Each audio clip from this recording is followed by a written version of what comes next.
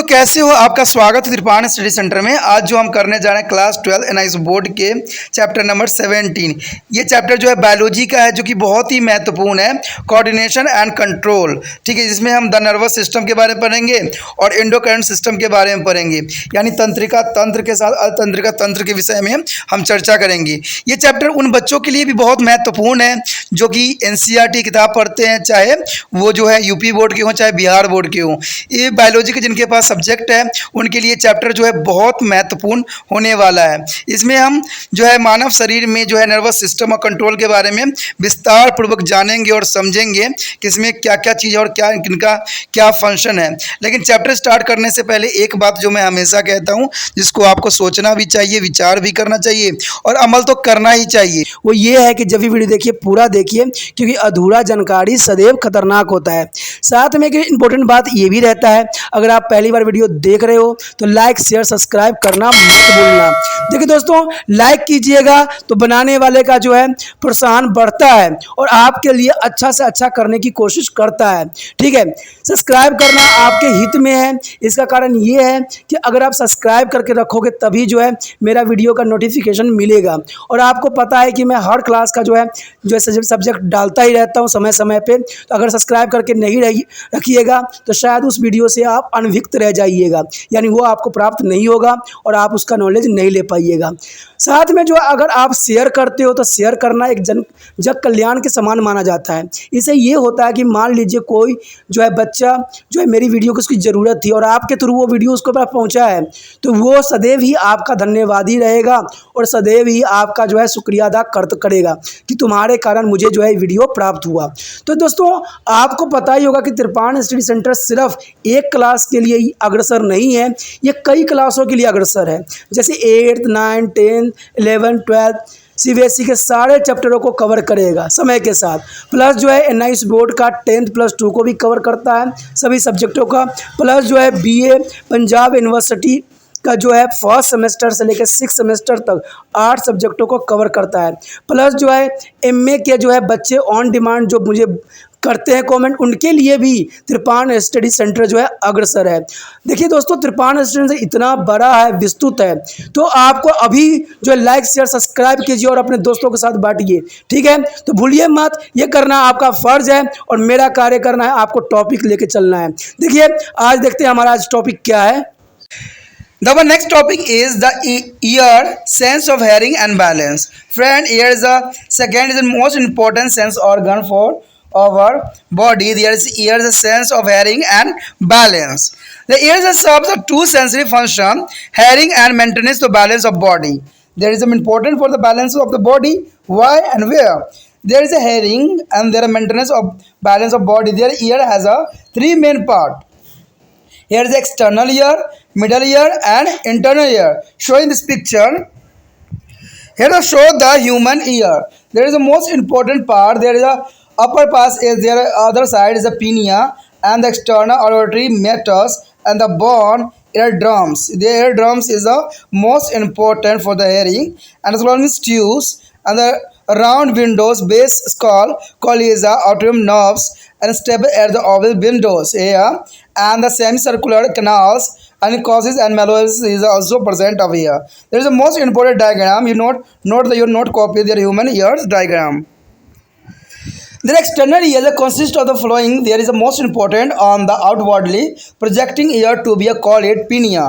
There is a pinea is the call to the projected ear. There is supporting by the cartilages. The cartilages bone there important. It is directed to the sound wave of inward. There is it is a directly sound wave is a inward, and second is the auditory canal. The auditory canal is through there, which is the sound wave travel up to the ear drums is the tropics membranes, and the middle ear is a consist of flowing there an air filled of tympanic cavity.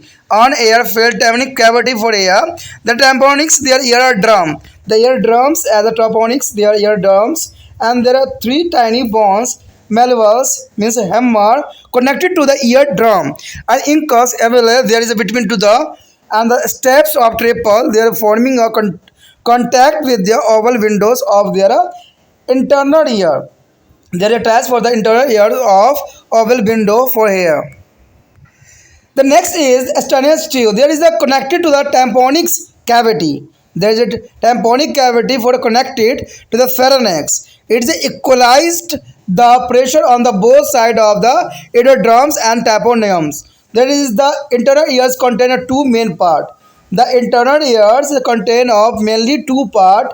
The first is cochlea. The cochlea is there. It is a longer coil structure. There is a cochlea as there is the longer coil structure which will look like the coils. They are coils of the cells of a snail. There is coils of the snail. It is a 2.5 term. There is the inner ventral cavity of the cochlea is divided into three parallel tubes of canal separated by the membranes. There is separated by the membrane. The canals are filled with the fluid. It is called endolymphos. There is a canal filled with the fluid is called the endolymphos. There is a middle canal post of sensory cell, means organ of cautery for a hearing. The next is the vestibule. Their vestibulus is there is concerned with their physical balance of the body. There is a most important friend. The vestibulus is the concerned with their physical balance of the body. Our body controlled by the also the ear. Their vestibulus is the concerned with their physical balance of the body. It is a consist of three semicircular canal. There is the consist by there are three semicircular canal arranged the right angle to the each other, and the part joining to the collicula they are differentiated into the utricules, scholus, and one each of their semicircular canal is vended from to the ampulla. Ampullas, which is the containing sensory cells, and their nerve fiber from them continue into the auditory nerve. There is a continue to into auditory nerve. The hair mechanism of the hearing. What is the mechanism of the hearing? There, the sound wave enter to the auditory canal and causing to eardrums to the vibrate. The eardrum to be vibrate. The vibration of the eardrums are transferred to the malleus to the incus and then to step. Step is transferred to the vibration through the oval window into the cochlea, and this vibration move to the fluid into the cochlea. The organ of cautery catch the movement of fluid and transfer into the auditory nerve that is carried to impulse to the brain. The brain is understand what is the sound. There is the transfer nerve to carries to the impulse to the brain, which is most important for here. The next is the preparation of the body balance. How do the preparation of the body balance? There is our ears is the preparation of the body balance is the most important. Here, static balance due to gravity. There is the static balance due to a gravity is the most important here. Any bending or changing to body posture or causing the fluid inside to semi canal to the move. Friend, here posture causing to the fluid inside the semicircular canal to the move. The semicircular canal are arranged in a different plan. There is arranged by different plan. The sensory hairs in the ampulla of the canal pick up this moment and impulse are transmitted through their auditory nerve. There is transmitted through their auditory nerve. The balance during to motion. There is a balance during the motion. Utriculus and sulcus is the pursuit of dynamic equilibrium. The will the body is in the motion. The fine particles of calcium carbonate present in the endolymphus press on the sensory hair.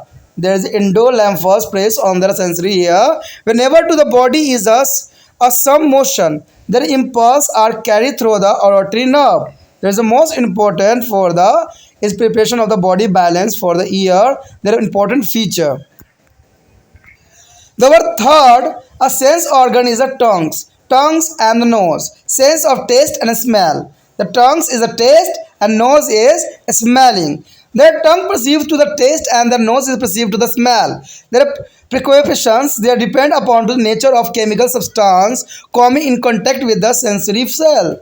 There is a contact for their sensory cell. For the taste, there is a directly contact to substance with the sensory cell localized in the taste bulb on the tongue. Their taste bulb, a hair of tongues in their taste bulb tongues. Therefore, smelling for molecules of chemical are carried inward by the air, inhaled, and there are stimulate of sense epithelium of the nose. The friend here the smelling reason being stimulate their sensory epitheliums of the nose. There is inhale anything.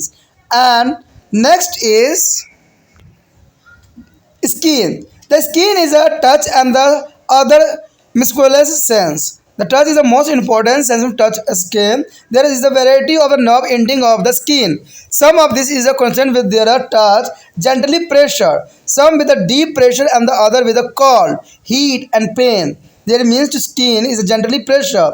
The sense of the hunger due to the receptor to the stomach ball. There is sense of thirst they are due to the stimulus of the nerve in the pharynx and the sense of fatigue to the localized into the muscle. There is the fifth is the sense organ of skin.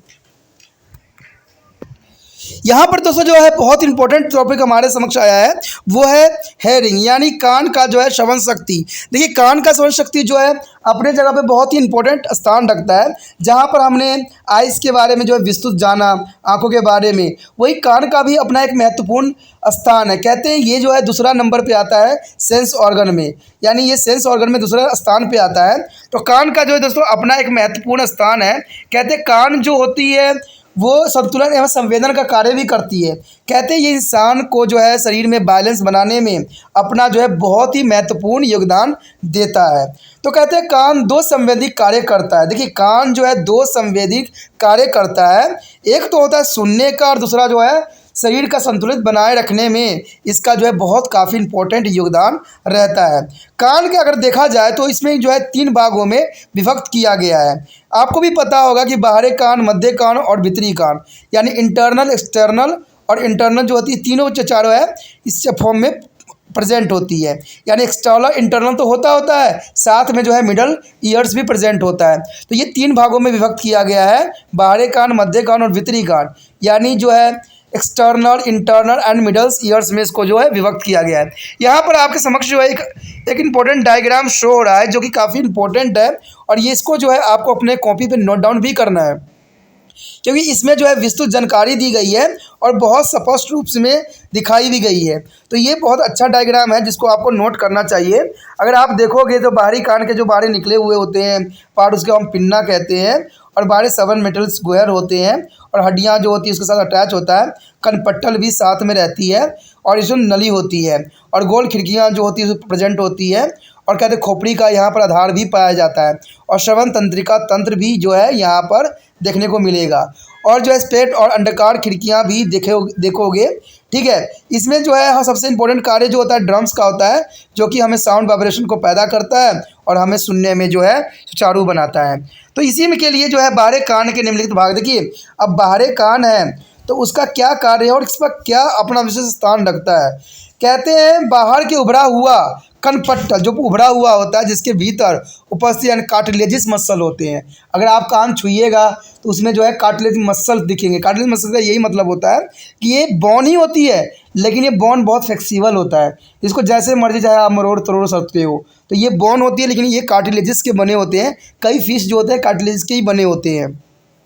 ठीक है, इसके अलावा जो होगा यहाँ पर ध्वनि तरंगे के भीतर की ओर दिशा देता है, यानी इसका कार्य जो होता है आपका ध्वनि कहीं से भी आ रहा है सुचारू रूप से उसको पहुँचाने का काम करता है। कहीं से अगर आपको कोई आवाज़ नहीं सुनाई देता क्या करते हो आप कान पे हाथ रख के सुनने की कोशिश करते हो, तो इसका मतलब है कि आप सारे आवाज़ को इकट्ठा करके कान के अंदर लाना चाहते हो। तो यही काम जो है आपका कान पट्टल करता है जो कि इसका बहुत इंपॉर्टेंट कार्य यहाँ पर रखता है। उसके बाद है श्रवण नाल जिसमें होकर ध्वनि तरंगे कान के पर्दे यानी कनपट्टल झिल्ली यानी टेम्पोनिक्स मेम्ब्रेन्स तक पहुंचती है। अगर आपको पता है कि इसी से टकरा के जो है ध्वनि तरंगे आपके जो है पर्दे यानी कान के पर्दे कनपट्टल की झिल्ली पर पहुंचता है जो कि वहां से आवाज़ को ट्रांसफ़र करता है।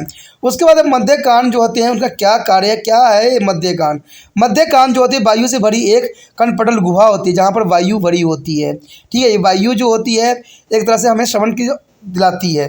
कनपट्टल अथवा कान का जो है पर्दा होता है इसमें 3 मुख्य सूक्ष्म हड्डियाँ जो होती हैं मेलियस, ठीक है, जिसमें हम धन गुर्दार यानी हैमर्स कहते हैं। उसके बाद इंकस स्थूल और निहाई एवल्स होते हैं और इस तीसरा जो होता है स्टेपीज। स्टेपीज जो है स्कार्फ स्टेपिस होती है।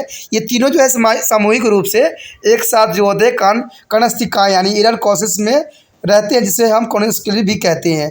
मेलिस कान के पर्दे संपर्क बनाए रखता है और स्टेपिस के भीतरी कान का अंडाकार खिड़की जो होती है ओवल्स विंडो को छूती रहती है, जिसकी वजह से जो है हमें जो है आवाज़ सुनाई देने के लिए सुचारू बन जाती है।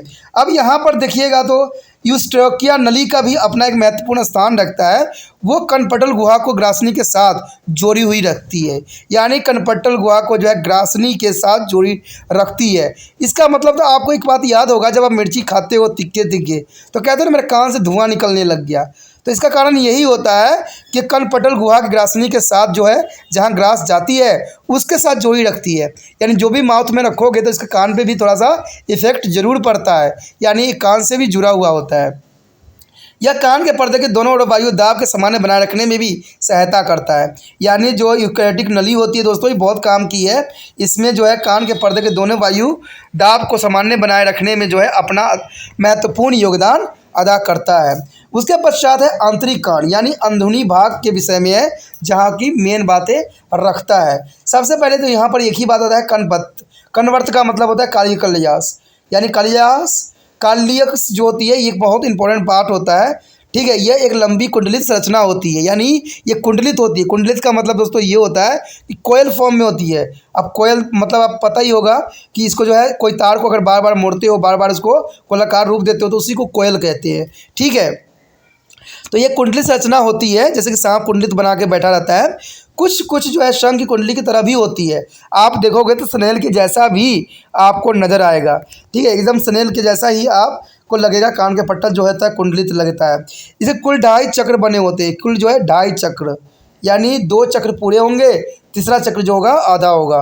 तो ये 2.5 चक्रों से बने होते हैं। इसके भीतर की चक्र खाती हुई गुहा झिल्ली द्वारा पृथक हुई 3 सामान्य नलिकाएं, यानी इसके साथ जो है 3 नलिकाएं डिवाइड हो रहा होता है, अथवा तीनों विभाजित हो जाती है। इन नली के भीतर एक जो है तरल जो है एंडोफिलम्स यानी अंत तलिकाएँ, एंडोफिलम्स बहुत इंपॉर्टेंट काम है, वो भरा हुआ होता है। बीच के नाल में सुनने से संबंधी संवेदी कोशिकाओं से युक्त क्षेत्र होते हैं, जिन्हें हम कांट्री अंग यानी ऑरल ऑफ कॉर्टेक्स कहते हैं। तो कॉर्टेक्स के जो है यहाँ पर काफ़ी इंपॉर्टेंट स्थान रखता है।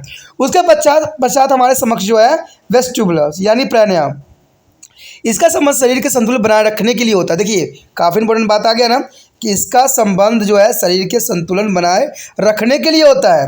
देखिए संतुलन बनाए रखने का अर्थ ये भी होता है कि त्रिपाण स्त्री सेंटर एक हमेशा बात आपको कहता है कि अगर संतुलन बनाए रखना है, कहते हैं कि आप तक अगर ये वीडियो पहुंचाने का मेरा उद्देश्य है तो आपका भी जो है उन बच्चों तक पहुंचाने का उद्देश्य होना चाहिए जिसको इस वीडियो की ज़रूरत है, क्योंकि इसी से संतुलन बन पाएगा। देखिए संतुलन बनने का अर्थ यही होता है कि अगर मेरा उद्देश्य है बच्चों तक पहुंचने का, तो आपका उद्देश्य है कि उस बच्चों तक पहुंचाने में मेरा सहायता करने का।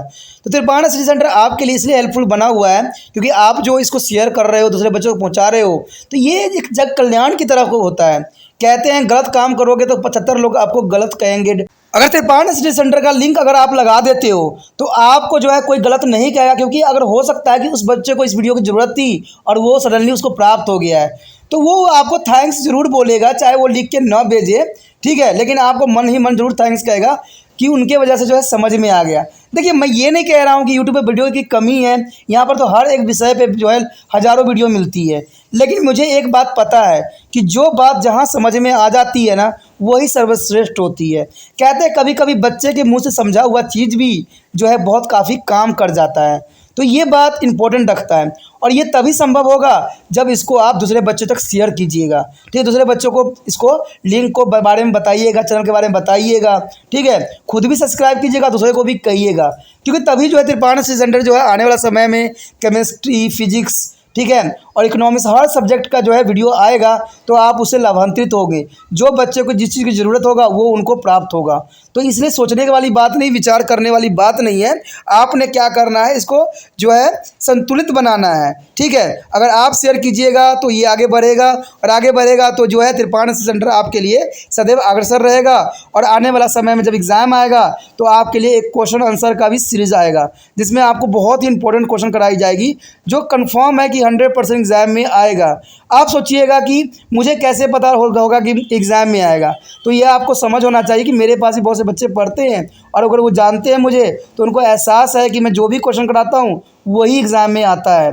तो ये काफ़ी इंपॉर्टेंट भी होता है कि जो बच्चे कोई नॉलेज है, जो मेरे पास पढ़ते हैं, उनको पता होता है कि जो मैं लास्ट में क्वेश्चन करा देता हूँ उससे अधिक एग्जामिनर क्वेश्चन बना ही नहीं सकता। क्योंकि कहते हैं ना, एक्सपीरियंस नाम की कोई चीज़ होती है। तो आप भी अपना एक्सपीरियंस अगर चाहते हो कि आपके साथ मैं शेयर करूं, तो इसको जरूर लाइक शेयर सब्सक्राइब जरूर कीजिए और व्हाट्सएप स्टेटस पे लगाइए। जिस प्रकार जो है वेजिटेबल्स जो है शरीर में संतुलन बनाने के लिए बहुत महत्वपूर्ण योगदान देता है, उसी प्रकार आप जो त्रिपाण सेंटर को बैलेंस बनाने में अपना महत्वपूर्ण योगदान दे सकते हो। तो यहाँ पर यही बात आता है कि प्रण्यान यानी वेजिटेबल्स, इसका जो है संबंध शरीर के संतुलन बनाए रखने के लिए अत्यंत महत्वपूर्ण रखता है। इसमें 3 अर्धवृत्ताकार नाले होते हैं जो एक दूसरे को समकोण बनाते हुए स्थिर होते हैं, और एक भाग जो है कार्नियस के साथ जुड़ा हुआ होता है, और एक जो है दूध यानी न्यूक्लियस और एक जो है गोनिका में विभेदित हो जाती है। प्रत्येक नाल का एक सिरा चौड़ा होकर जो है तुबिका यानी एप्यूला बनाता है, जिसके भीतर संवेदी कोशिकाएं होती है, और उसने में जो होती है उसमें निकलने वाली तंत्रिका रेशे एक साथ मिलकर श्रवण तंत्रिका बनाते हैं। ठीक है, अब देखिए यहाँ पर सबसे इंपॉर्टेंट बात आ जाता है कि सुनने की प्रक्रिया किस प्रकार होता है। तो कहते हैं सुनने की प्रक्रिया जो होती है एक विशिष्ट होती है। कहते हैं ध्वनि तरंगे स्वयं नाल में प्रवेश करती है और कान के पर्दे को कंपित करती है, यानी ये वाइब्रेशन करती है। आप जो सुनाई आपको देता है ना, वो वाइब्रेशन से ही देता है। अगर इस बात का अगर नॉलेज ना हो तो जो बच्चे CBSE में पढ़ते हैं, NCERT बुक है उनका जो है 9th क्लास का अगर चैप्टर उन्होंने पढ़ा होगा साउंड ऑफ म्यूज़िक, तो उसमें आपको पता होगा कि एक गूंगी जो लड़की होती है जिसको सुनाई तक भी नहीं देता है, वो अपने बालों, अपने शरीर की स्किन, अपने पैरों से सुना करती थी। तो इस चैप्टर से भी आप कुछ एग्जाम्पल और कुछ समझ वाली बात ले सकते हो कि यहाँ जो होती है सब हमारे कानों में वाइब्रेशन के रूप में हमें जो है साउंड प्राप्त होती है, और यही वाइब्रेशन जो है उसको एक अर्थपूर्ण मीनिंग देता है। और ये मीनिंग कहाँ पहुँचता है, जब ब्रेन में पहुँचता है तब हमें जो है उसका अर्थ समझ में आता है। तो कहते हैं हमारे दुनिया में भी ऐसे ऐसे लोग होते हैं जो इस चीज़ का उदाहरण बन के रहते हैं। कहते हैं पर्दे कंपन जो मेलिस में फिर आगे इंक्लास में फिर स्टॉपिस में स्थानांतरित हो जाती है, और इसके बाद जो है स्टॉपिस ध्वनि तरंगों को आगे अंडाकार खिड़की से पहुंचा देती है, जिससे वह कंपन करने लग जाती है। यह कंपन जो है कर्णवर्ध यानी कलिक्सा के भीतर तरल को गति प्रदान करती है, और इस तरह की गति के संबंधन और कार्डियल अंग पकड़ लेती है तथा तंत्रिका आवेग के रूप में जो कार्डियस तंत्रिका में पहुंचा देती है, और ये तंत्रिका आवेग जो है मस्तिष्क से पहुंचा के उस तरंग को एक मतलब फुल ध्वनि में कन्वर्ट कर देता है। तो इस प्रकार जो है हम दोस्तों कान से जो है हम सुनते हैं। तो ये काफ़ी इंपॉर्टेंट यहाँ पर रखता है। कहते हैं अब अगर हमने देह संतुलन बोध की बात की है, यानी बैलेंस ऑफ द बॉडी की बात किया है, तो हमारा जो है ईयर जो है किस प्रकार हमारा बैलेंस बना सकता है, तो ये जानना भी आपके लिए अत्यंत महत्वपूर्ण रहेगा। क्या है स्थिर संतुलन यानी जो है गुरुत्व के कारण। देखिए सबसे पहला है गुरुत्व के कारण। शरीर की स्थिति में अथवा झुकने पर अर्धवृत्ताकार नालों के भीतर तरल गति करने लग जाते हैं। ये अर्धवृत्ताकार नाले जो है विभिन्न समतलों में व्यवस्थित होते हैं। नाल की जो है तुम्बिकाओं में से स्थित संवेदी बक्षा यानी सिलिया इस गति को ग्रहण कर लेती है। तब आवेग जो है श्वेत तंत्रिका तक पहुँचा दिए जाते हैं, जहाँ ये हुए मस्तिष्क को भेज दिए जाते हैं। तो इस प्रकार जो है हमारे देह में भी जो है बॉडी में भी ये संतुलन बनाने में अपना महत्वपूर्ण योगदान देता है। कहते हैं गति करते समय भी संतुलन के लिए जो है ईयर बहुत महत्वपूर्ण योगदान देता है। कहते हैं अगर धुत यानी जो यूट्रिकुलस और गोर्निक यानी सेकुलेटस गति संतुलन का बोध कराते हैं, जबकि शरीर गति कर रहा होता है तब भी शरीर में किसी भी प्रकार की गति हो रही होती है, तब अंतरशिलिका यानी एंडोलिस्फम में मौजूद कैल्शियम कार्बोनेट की बारीक बारीक कणिकाएं संवेदी रोमों को दबाने लगती है। इस प्रकार आवेग के श्रवण तंत्रिका तक पहुंचा दिया जाता है, और ये तंत्रिका जो होती है उसको पहुंचाने में महत्वपूर्ण योगदान देता है, और हमारे शरीर में जो है बैलेंस भी बना रहता है।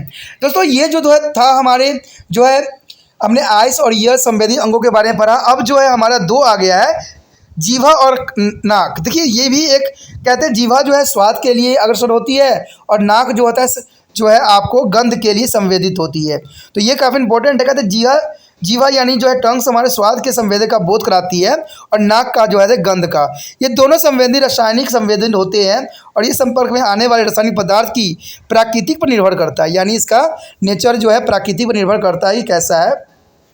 स्वाद के मामले में पदार्थ का सीधे संवेदी स्वाद कणिकाओं में संपर्क में आने से संबंध होती है। देखिए स्वाद के रूप में अगर कुछ लेते हो तो उसका जो है स्वाद संवेदी स्वाद कणिकाओं के संपर्क में आने से ऐसा होता है, जबकि गंध के मामलों में रसायन के अणु हवा द्वारा सांस के साथ भीतर जाते हैं और नाक के संवेदी एपिथेलियम और उद्दीपित कर देता है। देखिए हमारा जो होता है दोस्तों गंध जो होती है यानी नाक के संवेदी के लिए जो है एपिथेलियम को उद्दीपित कर देता है, जिससे हमें जो है नाक से सुगंध आ जाती है।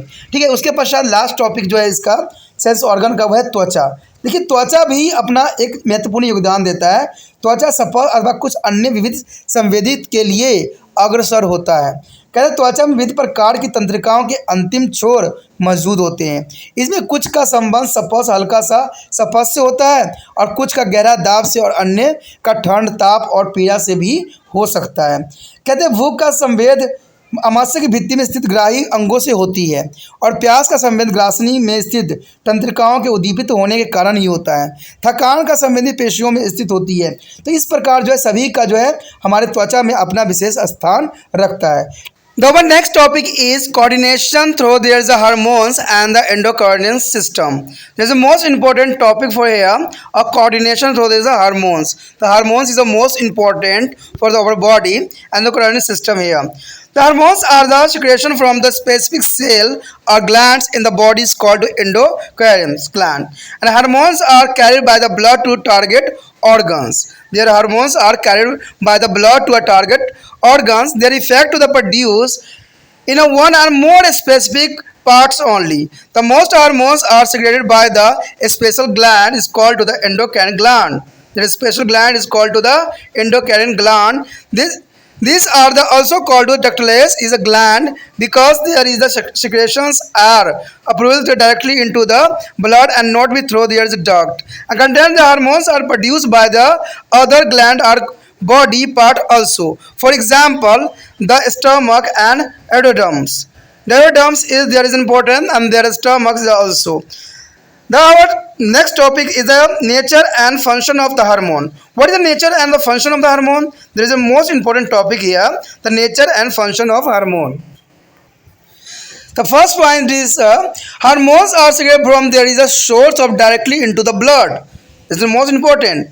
The hormones are secreted by from there is a source directly into the blood and blood carried to hormone to target cell with the response to it. There is a carried to the hormones is a target cell. There is a response to it, and hormones are regulate their physiological process. Their hormone regulate the physiological process, and they are produced in a very small quantities, and they are biologically very active. For example, adolescents and the active even at the secretion of the 1 to 300 millions of part. There is most important here. There is cess and deficiency both case serious disorder. There is the cess is a deficiency is a both case of serious disorders here. And the chemically their hormones may be water soluble proteins, peptides, glycoproteins, and amylase and lipid soluble steroids. There is the most important chemical hormones may be a water soluble protein, peptides, and glycoproteins, and amylase their lipid soluble steroids. And next is the extra hormones are not be stored in a body and secreted out. That is the most important. They are not extra hormones are stored in their body. And the next topic is the hormone secretor. There is the endocrine gland. There is a hormone secretor. There is endocrine gland. There in human there are more than a dozen tissue and organ that are produced to hormone. The human body, there are more than a dozen of tissue and organ that produce of hormone. Most of these are shown in the here diagram. This can be listed under two categories. There is a two categories are divided for the producing hormone on organ. The first is the exquisite endocrine. There is the pituitary, the thyroid, the parathyroid, thymus, and adrenal. There is the first, and secondly is the paratilis is the endocrine. There is the pancreas, gastrix, duodenum, and the epithelium. There is a gland, and testis is a male, and the ovary is a female, and placenta is a female. There is the hormone producing organ for hair. Here show this picture. There is a penis body and pituitary, hypothalamus, parathyroid, thyroids, thymus, and adrenals not shown here. But this is organs are produced of or many types of the hormones in our body. There is a hormone producing organ for hair shown in this picture, and also is the thymus, duodenums, adrenals, landohons in pancreas, ovaries, placenta, testes. Location of the principally endocrine gland in the human body. दोस्तों यहाँ पर अत्यंत महत्वपूर्ण हमारा topic है hormone के द्वारा स्रावित या अंतःस्रावित ग्रंथि। देखिए ये तंत्र जो है बहुत इंपॉर्टेंट है, क्योंकि यहाँ पर हम हार्मोन की बात करने जा रहे हैं। आपको पता है कि हमारे शरीर में जितने भी बैलेंस बन रहे हैं और जितने भी हम क्रियाएं करते हैं, इसमें कहीं ना कहीं जो है हार्मोन का अपना विशेष महत्व रहता है। ठीक है, कोई बच्चा छोटा पड़ गया है, किसी की हाइट लंबे हो रहे हैं, तो इन सब कारण जो बनते हैं वो हार्मोन बनते हैं। कहते हैं हार्मोन अगर अनकंट्रोल हो जाए तो इंसान के जीवन का ही बदलाव आ जाती है। तो इसलिए जो है हार्मोन जो है बहुत ही महत्वपूर्ण है। हार्मोन कहते हैं सिर्फ एक अंग जो है नहीं प्रोड्यूस करती है, हमारे बॉडी के कई अंग जो है, ठीक है, जो हार्मोन उत्पन्न करते हैं, जो कि काफ़ी इंपॉर्टेंट और विशिष्ट स्थान भी रखता है। कहते हैं हार्मोन का स्वयं शरीर में जो है स्थित विशिष्ट कोशिका अथवा ग्रंथियों द्वारा होती है, उन्हें अंतःस्रावित ग्रंथि भी कहा जाता है। हार्मोन और उन्हें रुधिर द्वारा उसके लक्ष्य स्थलों तक पहुँचाया भी जाता है, क्योंकि अगर उस स्थान पर न पहुँचाया जाए जहाँ हार्मोन की आवश्यकता है तो वो अंग जो होगा विकसित नहीं हो पाएगा या वो कार्य करने के लिए सुचारू रूप से कार्यरत नहीं रहेगा। इसका प्रभाव जो केवल एक या अधिक भागों में भी हो सकता है, जो कि बहुत काफ़ी इंपॉर्टेंट बात यहाँ रखता है। अधिकांश हार्मोन का स्राव जो विशिष्ट ग्रंथियों द्वारा ही होता है, जिन्हें हम अंतःस्रावित ग्रंथि यानी एंडोक्राइन ग्लैंड भी कहते हैं। अब देखिए एंडोक्राइन ग्लैंड का मतलब क्या होता है। यहाँ अगर ग्रीक वर्ड में ले तो इंडो मतलब है इंडोस मीन मिथीन यानी भीतर, ठीक है, और आपको पता ही है कि भीतर का मतलब अंदर, प्लस क्राइम यानी क्रेनिस यानी सेपरेट यानी लवणयुक्त श्वेत यानी ये अलग करता है।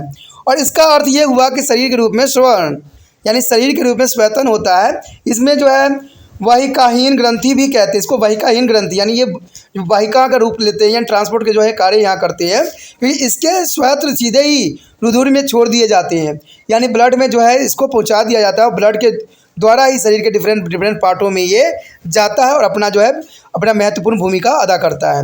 उनका परिवहन और नालिका द्वारा नहीं होता है। कुछ एक हार्मोन अन्य ग्रंथ अथवा शरीर के अन्य भागों द्वारा भी उत्पन्न होता है। उदाहरण के लिए अमाशय और ग्रैनी। देखिए अमाशय और ग्रैनी में भी कई तरह के हार्मोन यहाँ उत्पन्न होते हैं, जो कि काफ़ी इंपॉर्टेंट स्थान रखता है।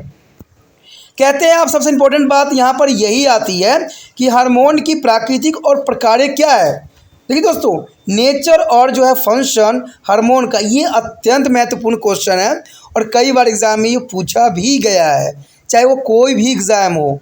इसमें कहते हैं अगर सिलेबस में है तो हार्मोन की जो है प्राकृतिक और जो है इसका फंक्शन हमेशा ही एग्जामिनर का फेवरेट रहा है।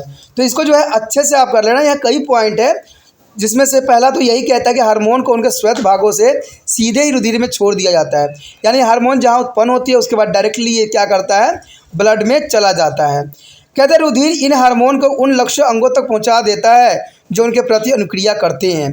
यानी हार्मोन जो देखिए दोस्तों, ब्लड जो होता है हार्मोन को उन स्थानों तक पहुंचा देते हैं जहां पर इसका अपना कार्यवंत होते हैं, यानी वो कार्य करने के लिए जिज्ञासा होते हैं। ठीक है, जैसे कि मान लीजिए अगर टेस्टिस में हमें टेस्टोस्टेरोन हार्मोन की आवश्यकता है तो ये ब्लड के थ्रू ही जो है बॉडी को वहाँ तक पहुँचाया जा सकता है। तो ये बहुत ही आसान रहता है, क्योंकि आपको पता है कि जो हमारा पिट्यूटरी ग्लैंड होती है, पिट्यूटरी ग्लैंड जिसे कहते हैं, वो जो हमारे जो होता है सभी ग्लैंडों को नियंत्रण में रखता है। इसके विषय में हम आगे समझेंगे और जानने की कोशिश करेंगे कि पिट्यूटरी ग्लैंड की क्या कार्यविधि है। तो इसीलिए कहते हैं कि रुधिर में जो है हार्मोन छोड़ दिया जाता है और जो है विभिन्न भागों में इसको पहुंचाने के लिए अग्रसर हो जाता है। कहते हैं हार्मोन शरीर क्रियात्मक प्रक्रिया का नियमन करते हैं, यानी हार्मोन ही जो है जिसको हमारा फंक्शनली जितने भी वर्क होते हैं उसको नियंत्रण करने की कोशिश करते हैं। अब देखिए हार्मोन, मैंने पहले ही कहा कि महत्वपूर्ण हार्मोन का अपना स्थान होता है, तो इसमें जो है नियंत्रण करने का जो कार्य है वो हार्मोन के द्वारा ही हमारे शरीर में होता है। कहते हैं बहुत कम मात्रा में उत्पन्न होते हैं। देखिए हार्मोन जो है अधिक मात्रा में उत्पन्न नहीं होते हैं और जीव जो होता है वैज्ञानिक दृष्टि से बहुत सक्रिय होते हैं। उदाहरण के लिए जो एंडोलिनस जो है 3000 लाख भागों में एक की सांद्रता पर वो सक्रिय बना देता है। ठीक है, तो ये काफ़ी इंपॉर्टेंट होता है हार्मोन। अब सोचते होगे कि हार्मोन कैसे रिएक्ट करता है और क्या इसका वर्क होता है और हम पे क्या प्रभाव डालता है।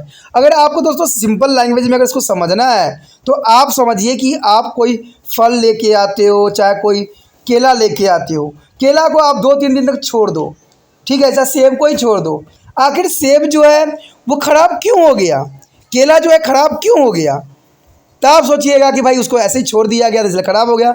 इसका कारण देखिए टेम्परेचर तो पड़ा ही पड़ा, लेकिन सबसे इम्पोर्टेंट बात था कि उसमें जो मौजूद हार्मोन था वो सिक्रेशन काफ़ी बढ़ गया, जिसके वजह से और पक गया। अब आम को ही देखते हो कच्चा होता है, लेकिन जब उसमें हार्मोनल शक्ति को हम बढ़ा देते हैं तो आम जो है हार्मोन की वजह से ही पक जाता है।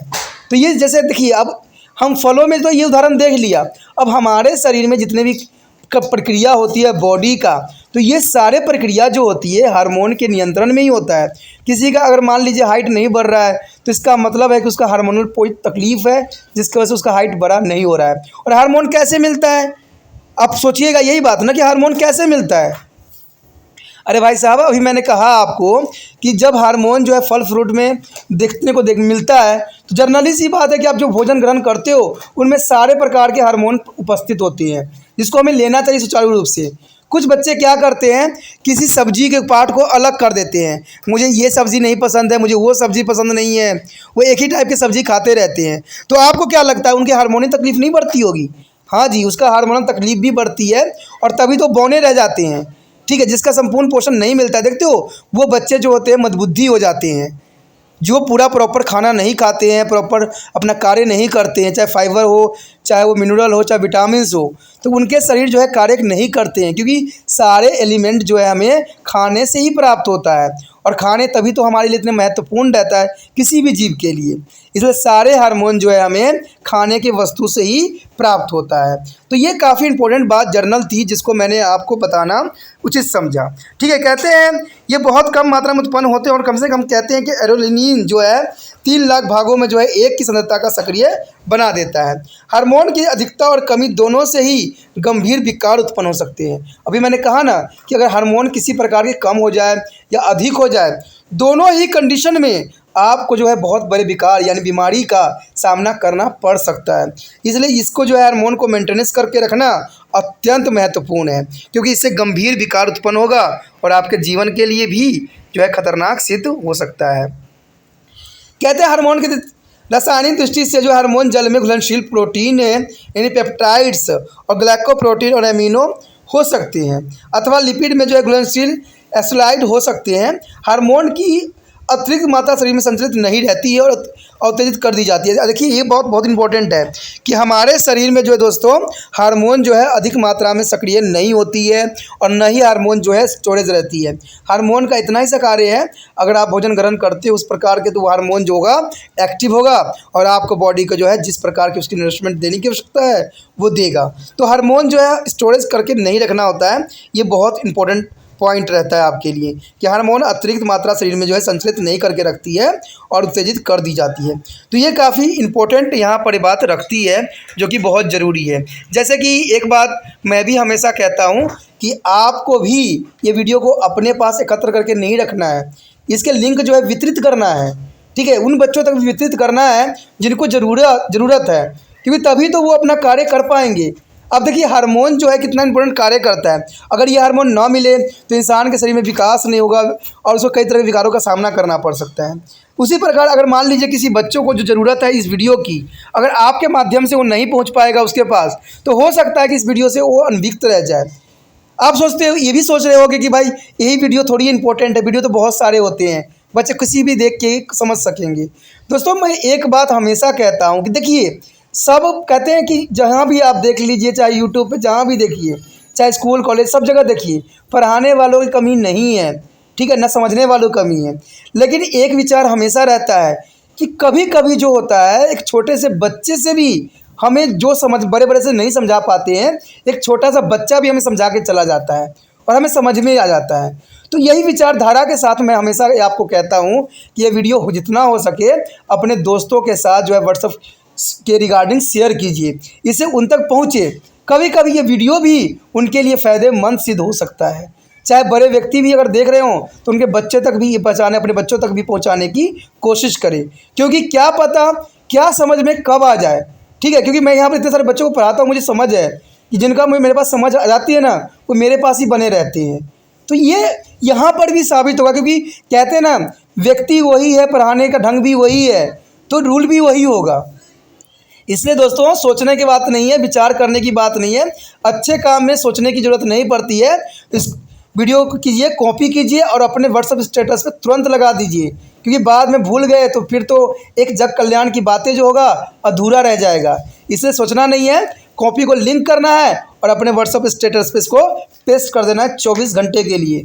तो चलिए सोचना नहीं जल्दी कीजिए, सोचने वाली बात यहाँ नहीं है। अब हमारा अगला टॉपिक जो है हार्मोन श्वेतकर्ता और अंतःस्वेती ग्रंथि। देखिए ये काफ़ी इंपॉर्टेंट है कि हार्मोन श्वेतक कैसे हो सकते हैं, कौन कौन से ग्लैंड जो है हार्मोन को स्वतंत्र करने के लिए उत्तरदायी होते हैं। कहते हैं मानवों को 1 दर्जन से भी अधिक ऊतक अंग है जो हार्मोन उत्पन्न करते हैं। ये तो आपको भी पता है दोस्तों कि हमारे शरीर में इतने सारे अंग हैं जहाँ पर हार्मोन उत्पन्न होते हैं। इसके विषय में हम चित्र से भी रिप्रेजेंट करने की कोशिश करेंगे कि कौन कौन अंग जो है हार्मोन जो है प्रोड्यूस करता है। ठीक है, तो ये श्रेणी में 2 भागों में यहाँ फिलहाल बांटा गया है।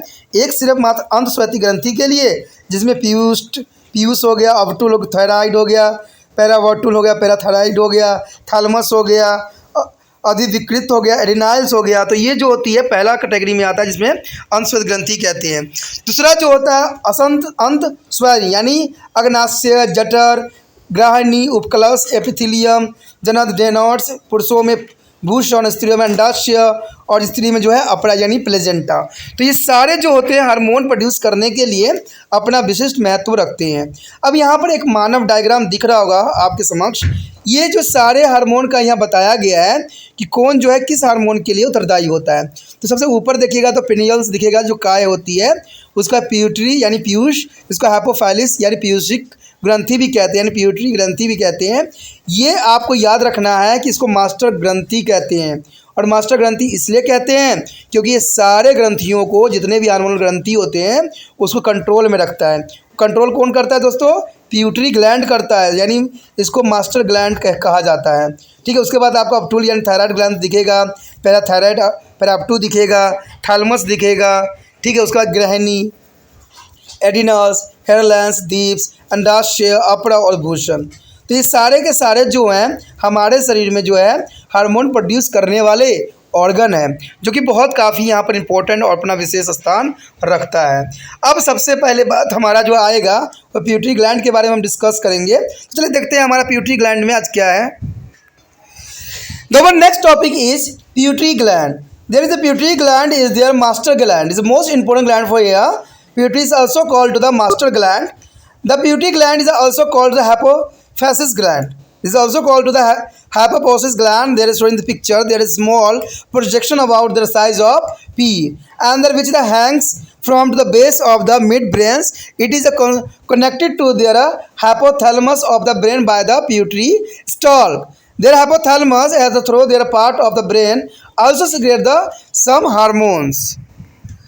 So here show the pituitary gland. There is the hypothalamus, stalk, posterior pituitary, and para intermedia, and the hypothalamus anterior pituitary. There is the pituitary gland of our brain is the most important gland. There is called to the master gland also. That the master gland is the name of the pituitary gland because it control for the over all types of hormones.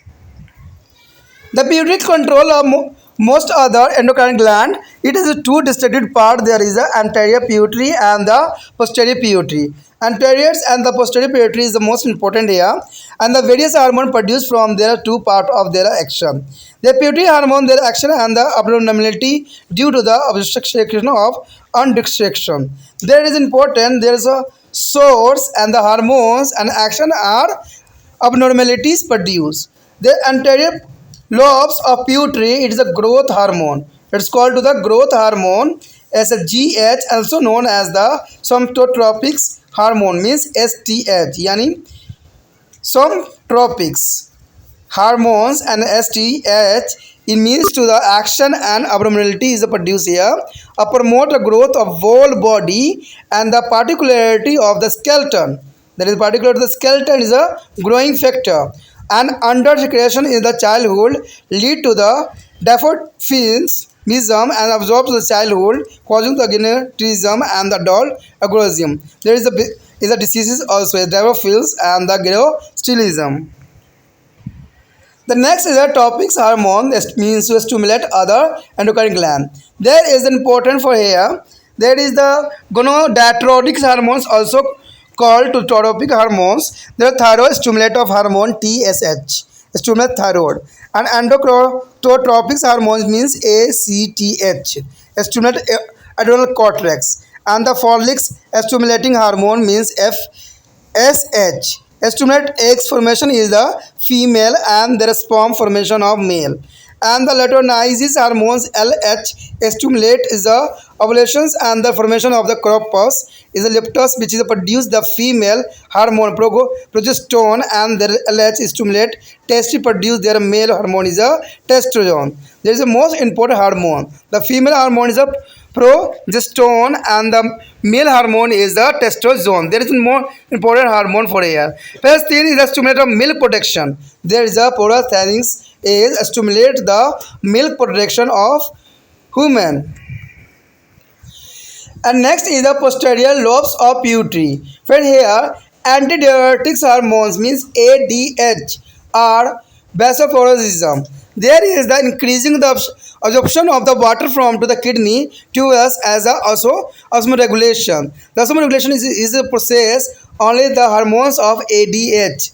AD is the reason for the processing osmoregulation in a kidney, and it is a deficiency causing to diabetes in spool. There is a also is a causing for the diabetes. There is ADH hormone. And next hormone is exotoxin. Oxytocin is the mainly action for stimulate or contraction of their utera during to the childbirth. There oxytocin is the stimulate to contraction of their utera during to the childbirth. तो यहाँ पर जो है पीयूष ग्रंथि के बाद हम बात करें जैसे पिट्यूटरी ग्लैंड भी कहते हैं, यह एक मास्टर ग्रंथि कहलाता है। ये मैंने पहले ही आपको बता दिया था कि ये जो है मास्टर ग्रंथि कहलाता है। क्यों कहलाता है, ठीक है, क्यों कहलाता है, तो ये आपके लिए जो है एक क्वेश्चन है।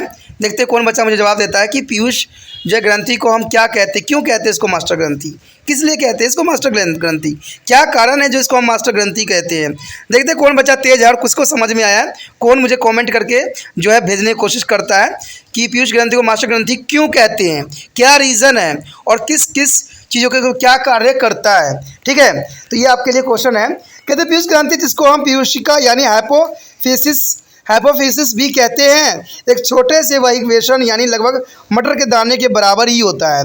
यानी देखिए कितना छोटा होता है, एक मटर के दाने के बराबर ही होता है, जो मध्य मस्तिष्क के आधार पर से यानी मध्य मस्तिष्क के आधार पर से ये जो होता है दोस्तों लटका हुआ होता है, और ये एक पीयूष वृत्त के जरिए मस्तिष्क के अर्धचक्र यानी चेतक हाइपोथैलेमस में जुड़ा हुआ होता है। और हाइपोथैलेमस जो है हालांकि मस्तिष्क का एक भाग होता है और कुछ अन्य हार्मोन का भी स्वेत ये करता है। कहते हैं पीयूष ग्रंथि जो है अधिकतम अंतस्वेती ग्रंथि का नियंत्रण में रखता है। इसे दो स्पष्ट भाग होते हैं, एक होता है अग्र पीयूष और एक होता है पश्च पीयूष।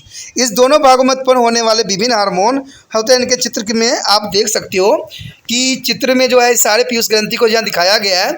ठीक है, यहाँ पर देखोगे कि पीयूष का वृत्त यानी हाइपोफाइलोसिस स्टॉक दिखेगा, उसके पश्चात दिखेगा पश्च पीयूष यानी पीयूष दिखेगा, उसका मार्स इंटरमीडिया यानी भाग मीडिया दिखेगा, और उसको हाइपोथैलेमस यानी आदर्श तक दिखेगा। अग्र पीयूटरी यानी पीयूष भी आपको दिखेगा, और ये जो होता है मैक्सिमम मटर के दाने के जैसे ही बराबर होता है। तो ये इसका डायग्राम जो है अत्यंत महत्वपूर्ण भी रहता है, जिसको आपको समझना आसान हो जाता है। अब यहाँ पर हमारे पास एक टेबल दिखेगा आपको, जिसमें पीयूष ग्रंथि के हार्मोन और उनके क्रिया और हार्मोनों को अतिस्वेदन और अल्पस्वेदन से होने वाली असमानताएँ को दर्शाया गया यानी बीमारियों को भी दर्शाया गया है। तो सबसे पहले हमारे समक्ष जो आता है पीयूष की अग्रपली यानी जो है एंटेरियर ठीक है, एंटीरियर पार्ट दिखाया गया है जिसमें हार्मोन और आपको क्रिया उत्पन्न होने वाले असमानताएं। तो सबसे पहले तो हार्मोन यहाँ पर आ जाता है हमारे समक्ष, हार्मोन यानी वृद्धि हार्मोन, जिसको हम GH के नाम से भी जानते हैं, जिसे हम स्टोम्फिक या हार्मोन भी कहते हैं, यानी STHB कहते हैं। तो ये हार्मोन का क्या कार्यविधि है, क्या क्रियाएं होती हैं? कहते हैं ये जो होता है संपूर्ण शरीर की, विशेष रूप से कंकाल की वृद्धि को बढ़ाता है। तभी तो जो है बच्चे बड़े होते हैं, यानी जब इनके अंदर GH हार्मोन की कमी आ जाता है तो बच्चे जो होते हैं बौने ही रह जाते हैं। तो ये जो होता है दोस्तों, याद रखना कि ये हड्डियों यानी कंकालों को बढ़ने में हेल्प करता है। कहते हैं बचपन में से कम मात्रा में श्वेत बच्चा बौना रह जाता है, यानी जिसको हम डेल्फिन्स कहते हैं, उसका मतलब होता है दोस्तों बौनापन या बामनता। ड्रेमोफिलिज्म जो होती है, बच्चों में बौनापन होता है क्योंकि ये एक हार्मोन ग्रंथि होती है। ठीक है, इसके अधिक मात्रा श्वेत में जो व्यास में जो है भीमक कहा जाता है, यानी अधिकता है, जिसको हम एक्रोमेलाजिस उत्पन्न कर सकते हैं। अब यहाँ पर भीष्म काय लाता क्या होती है, इसका मतलब यही होता है दोस्तों कि हम जब अगर ड्रेमोफिलिज्म कहते हैं जिसमें बौनापन आती है, तो मैंने कहा ना कि GH का जो होता है ये शरीर की वृद्धि, ठीक है, और इसको बौनापन दोनों के लिए उत्तरदायी होती है। तो बौनापन में तो हम ड्रेमोफिलिज्म की बात करते हैं, और भीम का मतलब बहुत बड़ा शरीर हो जाता है, यानी आर्कोमेलोजिस नेम दिया गया है, जिसको अतिकायता भी कहते हैं। यानी इससे जो होता है शरीर इतना अधिक बड़ा हो जाता है जो आप सोच भी नहीं सकते हो। तो इस हार्मोन का अगर कंट्रोल ना किया जाए तो व्यक्ति का जो है हाइट बहुत बड़ा हो सकता है। तभी एक बात कहते हैं ना कि जो आपने को नेचर ने दिया है आप उसी पे खुश रहना सीख लो। अगर बेशकली अगर आप GH हार्मोन लेते हो तो आपका अगर गलती से अगर हमारा हार्मोन जो है बिगड़ गया तो आपका हाइट जो होगा भीम काय हो जाएगा, यानी बहुत बड़ा हो जाएगा, जो कि कंट्रोल में ही नहीं आएगा। तभी कहते हैं कि हमारे शरीर को जैसा हमें परमात्मा ने बनाया है हमें उसी प्रकार जो है अपना जीवन को यापन करना चाहिए। जिस प्रकार आपका बॉडी है वही आपका इम्पोर्टेंट रह जाता है। उसके पश्चात हमारे पास है ट्रैफिक हार्मोन। देखिए ट्रैफिक हार्मोन क्या है, जो अन्य अंतःस्वेदिक ग्रंथि के उद्दीपित करने के लिए उत्तरदायी होती है। इसमें कहते हैं थायराइड उद्दीपक हार्मोन यानी TSH होता है। ट्रैफिक हार्मोन में दोस्तों जो होता है TSH होता है, जिसको थायराइड उद्दीपक हार्मोन भी कहते हैं, जो थायराइड ग्रंथि को उद्दीपित करता है। इसमें जो होता है एडिनोकार्टोटैक्टिक हार्मोन यानी ACTH होता है, जो अद्रविकक यानी डेनिनल्स वेकुल्ट की उत्पत्ति करता है। तो ये काफ़ी इंपॉर्टेंट रहता है। उसके बाद है जनन द्रव प्रभावी यानी ट्रैफिक हार्मोन। ये जो होता है पुटक यानी फ्लास्किल उद्दीपक हार्मोन यानी FSH, जो स्त्रियों में अंड निर्माण और पुरुषों में शुक्राणु निर्माण के लिए उद्दीपन करता है। याद रखना दोस्तों, FSH जो होता है स्त्रियों में अंड निर्माण और पुरुषों में जो है शुक्राणु निर्माण के लिए उत्तरदायी होता है। आपको पता ही है कि अगर FSH ना हो तो जो होते हैं पुरुष जो होते हैं चाहे स्त्री होते हैं वो बांझपन के शिकार हो जाते हैं, क्योंकि उनमें अंड निर्माण नहीं होगा, पुरुषों में शुक्राणु का निर्माण नहीं होगा, तो वो बांझपन के शिकार हो जाते हैं। तभी हमारे बॉडी के लिए FSH हार्मोन जो है अत्यंत महत्वपूर्ण होता है। ये शुक्राणु उत्पन्न करने के लिए, उद्दीपन करने के लिए उत्तरदायी होती है। और साथ में जो है पित्तपिंडिका यानी प्यूटिकारी हार्मोन यानी LH, जो कि अंडाशय और कॉर्पस प्यूटस के निर्माण को उद्दीपित करता है। और हार्मोन में जो है मादा हार्मोन जिसको प्रोजेस्टेरोन उत्पन्न करता है। देखिए मादा हार्मोन जो होती है प्रोजेस्टेरोन वो उत्पन्न करती है, और LH भूषण जो उद्दीपित करता है जिसको हार्मोन जो है नर हार्मोन जिसे टेस्टोस्टेरोन उत्पन्न करता है। यानी स्त्रियों में जो होता है प्रोजेस्टेरोन हार्मोन उत्पन्न करता है, और जो है नर में यानी पुरुषों में जो है टेस्टोस्टेरोन हार्मोन उत्पन्न करने के लिए LH जो है उत्तरदायी होता है। उसके बाद है प्रोलैक्टिन हार्मोन यानी दूध उत्पादन के उद्दीपित करता है। देखिए प्रोलैक्टिन हार्मोन जो होती है दोस्तों दूध उत्पादन करने के लिए अत्यंत महत्वपूर्ण है। कहते हैं ये हार्मोन जो है हमारे समाज में घर कर गई है। आज जानवरों को इसी प्रकार के इंजेक्शन दे के उनको जो है दूध निकाला जा रहा है, जो हमारे प्राकृतिक के लिए खिलवाड़ हो रहा है। तो ये हमारे दुनिया के लिए हमारे लिए उचित नहीं है, क्योंकि इसका कारण सिर्फ गाय भैंस पे नहीं पड़ता है दोस्तों, ये ह्यूमन बॉडी पे भी पड़ रहा है। ठीक है, ये जो हार्मोन है प्रोलैक्टिन हार्मोन जिससे दूध उत्पन्न होती है, क्या करते हैं जो किसान होते हैं वो गाय भैंसों में लगाते हैं जिससे कि वो अधिक से अधिक दूध उत्पन्न कर सके। और यही हार्मोन जो होता है दूध के रिगार्डिंग दूध के साथ इंसानी बॉडी में भी उत्पन्न कर देता है। तभी तो आप देखते हो कि आज के समय में जो है बच्चे बहुत जल्दी बड़े हो जाते हैं। ठीक है, बहुत जल्दी जो होता है उनका शरीर का विकास हो जाता है। तो इसका कारण भी जो है यही है। तो इसी बात पे जो है आज के समय में कंट्रोल करना अत्यंत महत्वपूर्ण है कि गाय भैंस को जो है इंजेक्शन से दूध उत्पन्न करने की कोशिश किसानों को नहीं करना चाहिए। बेशक ही आप रेट बढ़ा दो, लेकिन ये तो ना करो कि किसी जीवन के साथ खिलवाड़ करो। और ये जीवन खिलवाड़ सिर्फ कहते हैं जानवरों के साथ नहीं हो रहा है, जैसे आप बोओगे वैसा ही आपको काटना पड़ेगा। अगर आप हार्मोन दे के दूध निकाल रहे हो गाय भैंस से, तो वही हार्मोन आपके बच्चों में आप में जाएगा और आपका बॉडी का भी सत्यानाश कर देगा। तो ये किसानों को भी समझना चाहिए, ठीक है, जो कि इनके लिए ज़रूरी होता है। मैं सरकार को कुछ भी नहीं कहूँगा, क्योंकि सरकार इस पर क्या करेगी। सरकार थोड़ी हर किसानों के पास जाएगी, क्योंकि ये तो हमारी अपनी भावना होती है। जो किसानी कर रहे हैं, जो गाय भैंस पाल रहे हैं, उनके अंदर अपनी दिल के आत्मा बोलेगा कि हमें ऐसी गलती नहीं करना चाहिए। अधिक कमाने के चक्कर में कहते हैं जीवन के लिए नुकसानदायक नहीं पहुंचाना चाहिए। और ये जीव जंतु को भी नुकसान पहुंचाता है। आपको पता है कि ये दूध उत्पन्न करने वाला हार्मोन है, तो वो अगर बॉडी में लगाया जाए तो गाय भैंस जो होते हैं अधिक मात्रा में दूध देने लग जाते हैं। तो इससे क्या होता है, उनके शरीर पे भी बुरा प्रभाव पड़ता है। तो दोस्तों ये चीज़ों से जो है किसानों को बचना चाहिए, और ये इंसान पे भी बहुत बुरा असर पड़ता है। आपको मैंने बताया था ना कि जैसे कि इंसान का वृद्धि देखिए, हर चीज़ जो होता है समय पे होता है। कोई बच्चे का शरीर में विकास जो होता है 10-12 साल के बाद ही होता है, लेकिन आपको देखने को मिलेगा कि 8-9 साल के बच्चों में भी शरीर विकास हो जाता है, जो कि सही नहीं है। ठीक है, वो अपने जीवन को जो है सुचारू रूप से चलाने में सक्षम नहीं रह जाते हैं। तो ये काफ़ी इंपॉर्टेंट बात यहाँ रखता है। कहते हैं ये हार्मोन जो है आगे पीयूष की जो है पश्चपली, यानी जो इसको हम क्या कहते हैं, पोस्टरी ग्लैंड जो होती है, इसमें जो है एंटी डायरेटिक्स हार्मोन यानी ADH, यानी बुक की नलिकाओं द्वारा पानी के अवशोषण को बढ़ा देता है। यानी ये जो होता है प्रासरण नियमन यानी ऑस्मो रेगुलेशन को बढ़ाता है। ये हार्मोन ADH जो होता है पानी के प्रासरण को बढ़ा देता है। इसे हार्मोन की कमी के कारण जो है आपको उधर के मोह यानी मधुमेह यानी डायबिटीज़ की बीमारी हो जाती है। तो ये नामक रोग जो होती खतरनाक होती है, किसकी वजह से होती है दोस्तों, वेसोप्रेसिन हार्मोन की वजह से जो है डायबिटीज़ हो जाती है, जो कि बहुत खतरनाक है। आजकल तो हर एक व्यक्ति जो है डायबिटीज़ के शिकार है। तो डायबिटीज़ क्यों हुआ, तो इसका कारण तो आपको पता ही है कि इसके कमी के कारण जो है मधुमेह हो जाता है, क्योंकि आप लोग सुचारू रूप से कोई भोजन जो है सही से नहीं खाते, तो ये तो बीमारी होना एक आम सी बात है। कहते हैं ऑक्सीटोसिन जो होती है, जो कि अंतिम हमारा हार्मोन है, बच्चों में जन्म के साथ गर्भाशय के संकुलन का उद्दीपन करता है। यानी ये बाय बर्थ होती है ऑक्सीटोसिन। ऑक्सीटोसिन जो होती है बच्चों के जन्म के साथ ही ये जो है स्टार्ट होती है। Next topic is the most important hormone is a thyroid. The second hormone is a thyroid. It is the most important topic here. Thyroid hormone. Thyroid gland. Thyroid gland is a producer of many types of hormone. Thyroid is the bulbous structure split in the front of region of the neck, and it is a secret of two hormones. Here, the thyroid gland is the producer of two types of hormone, thyroxine and calcitonin. Is a thyroxine and calcitonin. And thyroxine is a regulator of basal metabolism. Thyroxine is a regulator of basal metabolism, the rate of cellular oxidation resulting in the heat production. There is a resulting of their heat production and control the growth and development of oscillations of their bone and body temperature, mental development, and etc. Their thyroxine is the most important hormone that secreted by thyroid gland. There is an unsecretion of the thyroxine.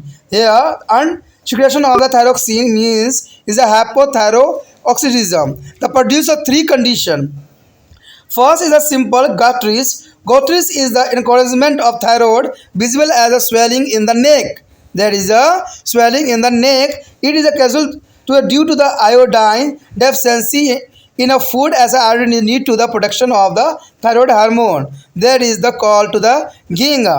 There is a criticism and criticism, a poor body growth means delophilism and the mental degradations. There is a reason by this hormone. And the myxedema. Myxedema is a swelling of the face and hand, a generally a swellingness. There is a swellingness is causing a disease. There is thyroid hormone. Thyroid gland is the most important hormone in our body. The oversecretion of the thyroxine. There is a oversecretion. Oversecretion of thyroid is a hyperthyroidism is a produced to exothymism gastritis, and this is the condition causing to marked or increasing the metabolic rate and rapidly heartbeat. There is rapidly heartbeat and shortness of breath, and their eyes protruded out together with the cartilage in the neck. Here shown in this picture, thyroid gland. There is a friend shown the thyroid gland. There is a larynx, parathyroid gland, thyroid gland, and tracheus is a windpipe. There is a windpipes here, and esophagus also present here. There is a diagram of thyroid gland in here. Calcitonin is the regulate the calcium and phosphate. Is a calcitonin is regulate the calcium and phosphate live in the blood. If their calcium level is the blood is a high, more of calcitons in the secretion, and their calcium ion is moved from to the blood to the bone, making them to the harder. The survival happen when there is a calcium level in the blood is a low, making the bone is a soft. There is the calcitonin, the hormone, the calcium and phosphate in the blood. And there parathyroid gland here. There are parathyroid gland. There are two small pair of glands. The whole they are particularly embodied in their thyroid gland. And there is secretion to the pheromones is the rise to the blood calcium level by stimulating to release of calcium from a bone. There is parathyroids is an important work function here. The release of the calcium from a bone is the most important. And second is the fourth thymus. The fourth is a thymus here. It is localized at the base of the neck. Here localized is the base of the neck, and there it is produce some hormones involved in the maturation of T lymphocyte. Here the maturation of the T lymphocyte, the reason by thalamus hormone. It is begun to the profile. There is a puberty. There is a profile after a puberty in a human. Our next gland is a adrenal gland. That is adrenal gland is a gesture, renal and kidney. Are there a pair of gland is situated? It is like a caps and one above each kidney. The each adrenals consist of two parts, a central medulla and a peripheral cortex. That is the two part is a central medulla and there are peripheral cortex. There are adrenal medulla is the adrenalines which is increasing the heartbeat. The reason being adrenal medulla is increasing, the increasing of the heartbeat accompanies by the increasing of the blood pressure also. There is increasing of blood pressure and increasing of blood supply to the muscle with the decreasing blood supply to be a visceral organ. That is the most important for the adrenal medulla secretion of hormone adrenaline hormone. The release more glucose into the blood from the liver. The release of more glucose into the blood from a liver. The adrenal cortex is created two categories of hormone is a glucocorticoids and the mineralocorticoids. Glucocorticoids is a cortisone, and then it is a response to the stress. It's a rise to the blood glucose through the action of the liver, and including the eliminations of amino acid. Due to stimulations and the prolonged fasting, the required glucose is a partly provided throughout of this hormone. It is adapted to the body to the stress, helps as a stimulate the beat heart is called burning if infection etc. The drop to the body is a stress and there is a heart are called burn it is a infection etc. Some of the cortex hormones we have like a sex hormone. There is the cortical hormone is we have like a sex hormone. The overgrowth of the adrenal cortex is the young children causing to the premature sexual maturity. There is the overgrowth of adrenal cortex is a young children causing to the premature sexual maturity. An overgrowth of adrenal cortex is a mature females a result in their development of the male character such as the very to the deep voice. There is the most important. An overgrowing of adrenal cortex is a mature male result in the development of the some feminized characters such as the enlargement of breast. There is the effect of their cortisol hormone in human body. You understand the mature female as a deep voice in the breast and the male is their development of the breast. And second is a mineralocorticoids means aldosterone. Aldosterone here this hormone is concerned with their water ingestions. It is increasing to reabsorption of the sodium and chloride ion in the kidneys and they read the role of the testosterone and increasing to blood volume and blood pressure. So our next topic is a pancreas. There's a pancreas 6 point here. The 6 point is the pancreas gland. There is a most important pancreas gland here. The pancreas is the endocrine as well as the exocrine gland. It is a special group of cells called the islets of the Langerhans and which consists of three kinds of cells. Alpha cells producing the hormones is glucogen and beta cell producing hormone is a insulin. The insulin and the gamma cell producing hormone to the somatostatin. There are somatostins here. The glucogen it is stimulate or breakdown of glucogen to the glucose into liver and leading to the rise the blood sugar level in human body. And second is the insulin. Insulin is referred to two principal tasks: a promote to glucose utilization by the body cells and a stimulate deposition of the extra glucose in the blood as a glucogen in the liver. And glucogen is the insulin have a opposite function. The glucogens and the insulins have a opposite function for here. No secretion of under secretion of insulin causing to diabetes. Metabolism is the hypoglycemia is the meaning to more sugar in blood. There are no secretion under to the secretion or the insulin causing a diabetes on there. And a diabetes person a high glucose in blood that has a higher glucose in blood in a diabetes patient and scared to the great deal of the urine loaded with the sugar and feel the thirsty because of loss of water too much of urinations and the lost and the become a big they're low lose and the weight and they become a big in some case the patient even lose the eyesight. There is a very dangerous disease of diabetes in a person. There is a loss of the eye sign is the most important. There is a beak also. And over secretion of the insulin causing to the hypoglycemia means low blood sugar. There is a high amount of secretion of insulin. There goes to causing of the hypoglycemia means low blood pressure. And the brain may be enter the state of the coma if the level of sugar in blood become too low. There is a blood sugar is very low, there is enter the state of the coma. It is the most important for here. And somatostatin also is called a growth hormone. Inhibitors of hormone GHIH is the inhibitor to the secretion of the insulin as well as a glucogen.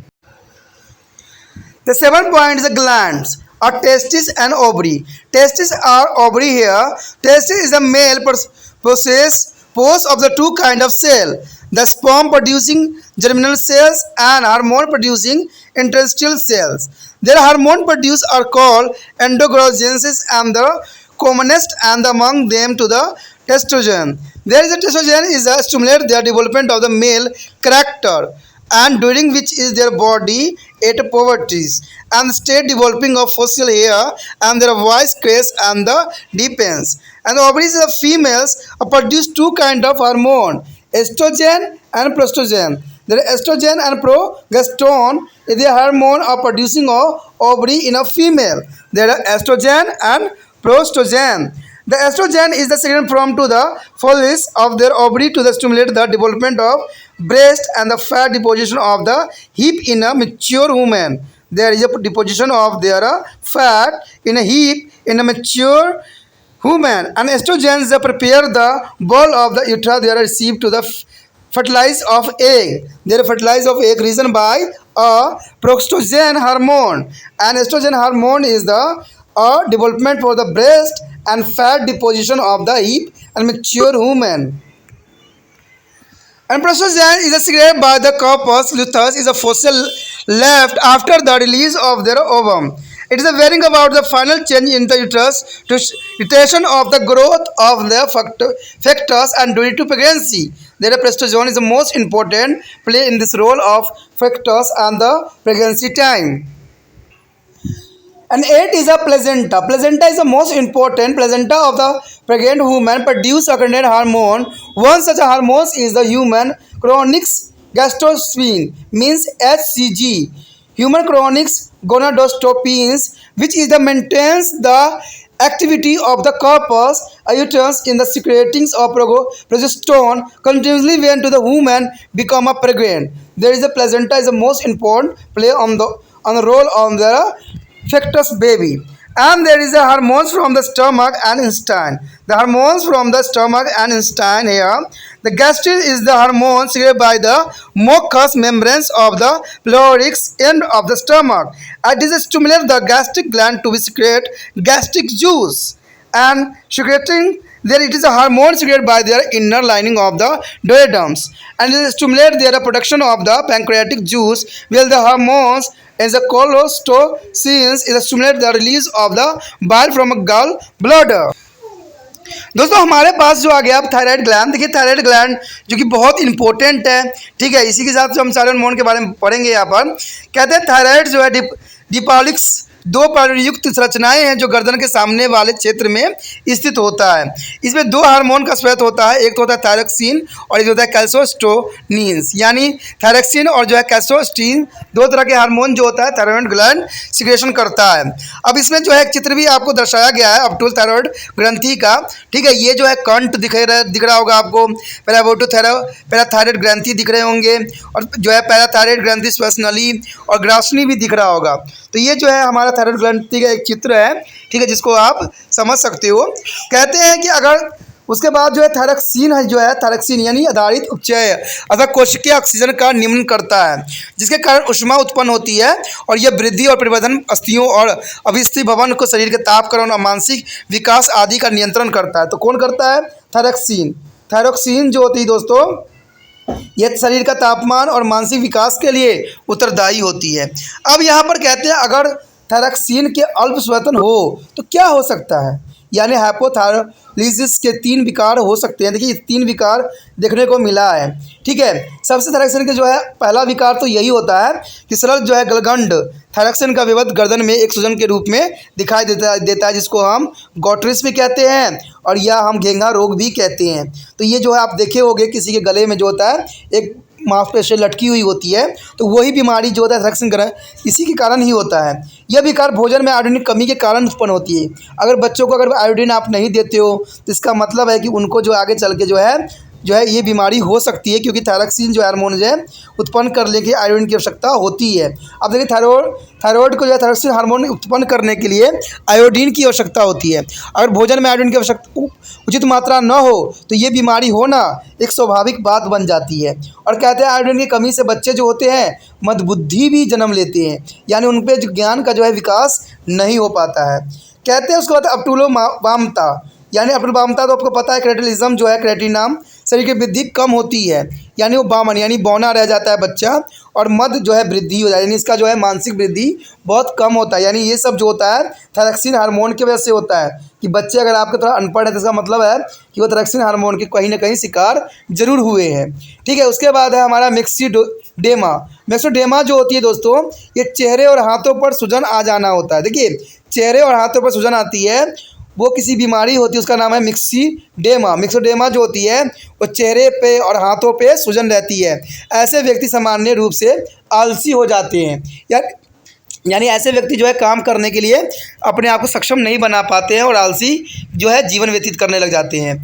उसके बाद है thyroxine का अतिस्वेतन, यानी thyroxine का जो है स्वेतन कहाँ से होती है, ठीक है। कहते हैं ये कारण जो है एक्सोफ्लोक्सिस बाहर की तरफ निकले हुए नेत्र गलगंड में हो जाता है और इस विकार के कारण चाहे दर्द से बढ़ जाती है और हृदय से बदन तीव्र हो जाता है, यानी हृदय की धड़कन जो होती है दोस्तों बढ़ जाता है और दम फूलने भी लगता है। इसकी वजह से सांस हल्की पड़ जाती है और आंखों बाहर की तरफ निकल जाती है और गर्दन में गलगंड बन जाता है। तो ये इसका जो है अतिस्वेतन होने के कारण होता है, यानी अतिस्वेतन का मतलब होता है अधिक जो है इसके उत्पन्न होने के कारण बीमारी होती है, यानी दिल की धड़कन जो है तेज होती है, दम फूलने लग जाता है और सांस हल्की पड़ जाती है, आंखें बाहर की तरफ निकल आती है। तो ये सब क्यों होता है? थायरोक्सिन के अधिक स्वेतन की वजह से, कम होने की वजह से भी हमने पढ़ा और यहाँ पर जो है अधिक बढ़ जाने का कारण क्या बीमारी है उसके विषय में भी हम पढ़ लिए।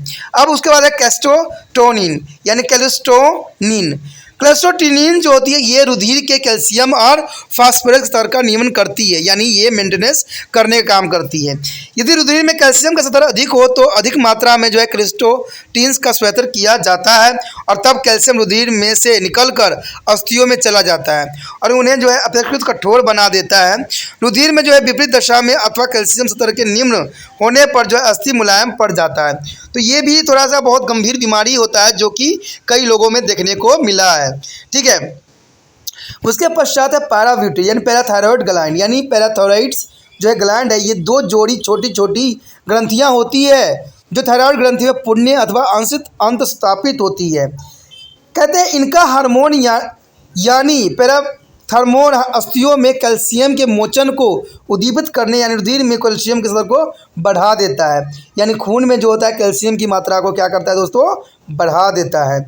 उसके बाद है थाइमस। देखिए थाइमस भी जो है एक इम्पोर्टेंट ग्रंथि है। कहते हैं ये ग्रंथि गर्दन के आधार पर स्थित होती है और यह कुछ हार्मोनों को उत्पन्न भी करती है जो कि है लसिकाणुओं की प्रक्रिया में संबंधित होती है और यौवन रंभ के यानी जो यौवन आरंभ होती है पुबर्टी से आती है तो के बाद जो है अपशिष्ट एंट्रोफॉर्मिंग्स यानी शेष शोष होने लग जाती है। तो ये हार्मोन भी बहुत इंपॉर्टेंट है, यहाँ पर कार्य कर रहे हैं जिसमें थाइमस हार्मोन का भी अपना स्थान है। जैसे कि आपको भी अच्छा काम करना है कि तिरपान इसी सेंटर को जो है व्हाट्सएप स्टेटस पे लगाना है, दूसरे बच्चों को शेयर करना है, क्योंकि दूसरे बच्चों को जितना शेयर कीजिएगा, जितना तिरपान इसी सेंटर को आगे बढ़ाइएगा, तिरपान इसी सेंटर आपके लिए उतना ही अग्रसर होगा। क्योंकि आपको पता है कि आने वाला समय में जो है तिरपान इसी सेंटर जो है फिजिक्स और केमिस्ट्री पर कार्य कर रहा है, तो इस पर जो है फिजिक्स केमिस्ट्री के जो है अलग अंदाज से आपके समक्ष प्रस्तुत होगा। कहते हैं इसको कराने का भी अंदाज अपना होगा, क्योंकि हम जो है थोड़ा सा अलग है, हम तो बच्चों के साथ लेके चलते हैं। तो आपका भी उद्देश्य है कि तिरपान इसी सेंटर को साथ में लेके चले, क्योंकि तिरपान इसी सेंटर तभी विस्तृत होगा जब आपका हाथ आगे आएगा, और हाथ तब आगे आएगा जब आपके दिल में जो एक जग कल्याण की भावना हो। क्योंकि दोस्तों शेयर करना, देखिए कहते हैं आपका व्हाट्सएप स्टेटस में कोई भी आप लिंक लगाते हो तो दूसरे व्यक्ति जरूर देखते हैं। ठीक है, तो वो क्या करते हैं, गाने सुन लेते हैं या किसी चीज़ को देख लेते हैं। लेकिन अगर आप व्हाट्सएप स्टेटस पे अगर पढ़ाई वाला चीज़ लगा देते हो और उनके ज़रूरत का काम का चीज़ है, तो हो सकता है कि उन पर अच्छा प्रभाव पड़े और उसको देखे भी, और देखने से क्या हो उनको समझ में आ जाए, और समझ में आएगा तो वो जो होंगे हमारे साथ जुड़ेंगे, और हमारे साथ जुड़ेंगे तो वो उनको भी जो ज्ञान आपको प्राप्त हो रहा है वो उनको भी प्राप्त होगा। देखिए तिरपान इसी सेंटर जो है सिर्फ सिलेबस 22 ही करने की कोशिश कर रहा है। वीडियो बेशक आधा घंटा का हो या 15 मिनट या 1 घंटा का हो या कितने का भी हो, बात है कि आपको टॉपिक अच्छे से समझ में आ जाना चाहिए। कहते हैं अधूरा जानकारी, क्योंकि हमारा पहला टैग यही है कि लिटिल नॉलेज जो होती है बहुत ही डेंजरस थिंग होती है, क्योंकि अधूरा जानकारी जो है सदैव खतरनाक होती है। तो मैं नहीं चाहता कि आप अधूरा जानकारी के साथ एग्जाम में बैठो या अधूरा जानकारी के साथ आगे बढ़ो। तो इसीलिए तिरपान इसी सेंटर जो है आपको पूरे वीडियो का जो है अच्छे से और समझाने की कोशिश भी किया जा रहा है, जो आप अच्छे से समझ सको। ठीक है, और भी विस्तृत बनेगा जब आप इसको शेयर कीजिएगा। तो सोचने वाली बात नहीं है दोस्तों, समझने वाली बात नहीं है, क्योंकि अच्छे कार्य के लिए आपको कोई मना नहीं करेगा। अब अभी जो है लिंक को जो है कॉपी कीजिए और अपने व्हाट्सएप स्टेटस पे 24 घंटे के लिए लगा दीजिए। हाथ को ना रोकिए, क्योंकि अच्छे काम के लिए कभी हाथ नहीं रुकता है। अच्छे काम के लिए सदैव ही हाथ खड़ा होना चाहिए, गलत कामों के लिए सदैव हाथ नीचे रहना चाहिए, क्योंकि गलत काम जो है किसी के लिए भी अच्छा नहीं हो सकता है। ठीक है, तो ये तो काम आपका था, देखते हैं आप कितना करते हो। हम तो अब चलेंगे अपना अगला टॉपिक पे, जिसका नाम है एड्रेनल ग्लैंड। एड्रेनल एक जोड़ी ग्रंथि होती है जो कि प्रत्येक बुकक के ऊपर टोपियों के रूप में स्थित होती है। बुकक यानी किडनी, बुकक का मतलब दोस्तों यहाँ पर होता है किडनी, किडनी के ऊपर स्थित होता है। प्रत्येक एड्रेनल ग्रंथि 2 भागों में जो है बनी होती है। एक तो है केंद्रीय मध्यस्थ भाग और दूसरा जो होता है परिधीय वलकुट भाग, यानी 2 भागों में ये जो है बटा हुआ रहता है। कहते हैं एड्रेनल्स मध्यस्थ यानी एड्रेनलिन्स उत्पन्न करता है। ये कहते हैं हृदय संपंदन को बढ़ा देता है, यानी हृदय गति को क्या करता है, बढ़ा देता है, जिसके साथ ही साथ रुधिर दाब में बढ़ोतरी हो जाती है, यानी ब्लड प्रेशर जो होता है दोस्तों बढ़ जाती है। पेशियों के रुधिर संबंध को जो बढ़ा देता है, जबकि अंतर्राउंड के रूप में जो है संबंध को कम कर देता है। कहते हैं यकृत से अधिक शर्करा का निमुक्त करके रुधिर में पहुंचा देता है, यानी यकृत से यानी लीवर से जो है अधिक मात्रा में जो है शर्करा को यानी शुगर को निमुक्त करता है और ये रुधिर में पहुंचा देता है, जिसकी वजह से डायबिटीज़ हो जाती है। कहते हैं एड्रेनल विलकुट द्वारा जो श्वेत हार्मोन 2 श्रेणियों में अंतर्गत आते हैं। एक तो है ग्लूकोटिकॉइड्स और दूसरा जो मेनोलोक्लोडियड्स। देखिए नाम थोड़ा डिफरेंट है, बट आपको याद कोशिश करोगे तो जरूर याद होगा।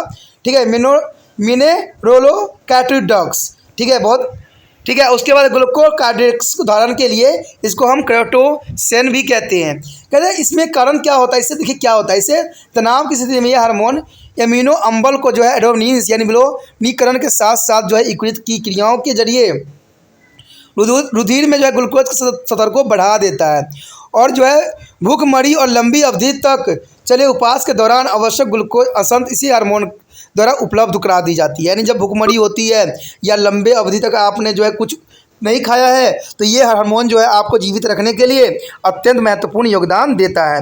कहते हैं अधिक गर्मी या सर्दी में जलने पर यह संक्रमण होने पर तनाव की परिस्थिति में यह हार्मोन शरीर को अनुकूलता प्रदान करती है, यानी आपके शरीर को जो है कंट्रोल करने की कोशिश करता है। कुछ वेलकुट हार्मोन जो है सेक्स हार्मोन की भांति भी कार्य करता है, तो जिसमें अल्प बच्चों में जो है एड्रेनल वेलकुट की जो है अति वृद्धि के कारण कल पूर्व लैंगिक प्रवृत्ति आ जाती है। यानी बच्चों में जो है अल्प वयस्क में यानी कम ही उम्र में जो है एड्रेनल की वजह से क्या होता है, इनमें लैंगिक प्रवृत्ति आ जाती है, यानी लैंगिक जो संचलन बॉडी में बढ़ जाता है।